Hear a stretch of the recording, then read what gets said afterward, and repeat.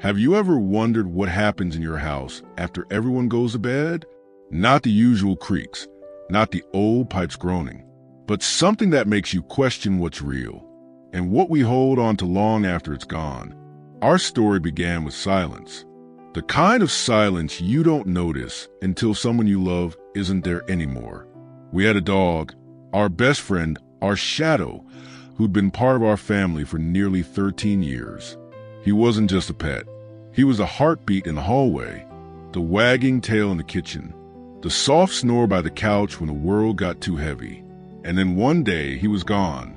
Anyone who has ever lost a pet knows. The house doesn't sound the same. The floors echo louder. The nights feel longer. And every little corner seems too empty. We told ourselves it was just grief, that we were hearing things, feeling things. But grief has a way of playing tricks on you. Weeks later, the strange noises began. A scratching sound by the back door. The faint click of nails on hardwood floors. The soft thud of something settling on the old couch. At first, we laughed it off. It's the wind, we said.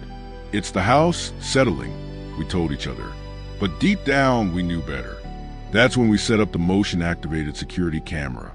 Not for burglars, not for raccoons, but for answers. We wanted to prove to ourselves that the house was just a house, that nothing waited in the quiet hours after midnight. But the first night we reviewed the footage, our hearts froze. There, in the grainy black and white glow, was movement. Not a shadow, not a trick of the light, but shape we knew as well as our own. The outline of a small dog, our dog, trotting through the living room, just like he used to after bedtime. Nose to the ground, tail swaying faintly. I swear you could almost hear his tags jingling, just like before. We replayed that clip 100 times, hoping it was dust, or a glitch, or some illusion. But the more we watched, the harder it was to deny. There he was, our best friend, walking the same path he always did, from the kitchen to the couch, then pausing at the bottom of the stairs, as if waiting for one of us to come down. It wasn't just once. Every night the camera would click on, and every night he was there. Sometimes he curled up in his old spot by the door. Sometimes he circled the rug before settling, like he was chasing the comfort of a memory. Once, he even sat up suddenly, ears perked, head tilting, as though he'd heard something only dogs can hear. We started leaving little things out. His favorite toy, a blanket he used to drag around the house. The next morning, they'd be moved, shifted slightly. Not much, but just enough to notice. Enough to make us whisper to each other in the daylight. What if he never left? But here's where the story twists. Because watching the camera became addictive. We stopped sleeping, waiting for that red light to flicker, waiting for the faint outline of his paws to appear on the floor again. And when he didn't appear, the silence was worse. It was like losing him all over again. Grief had become obsession. And obsession has a way of blinding you. One night, the footage showed something different. He wasn't alone. Behind him, just for a moment, a taller shadow passed. Too tall, too slow, too heavy to be a glitch.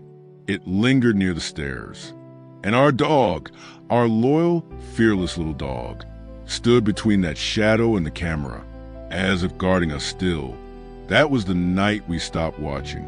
Maybe our dog came back to comfort us.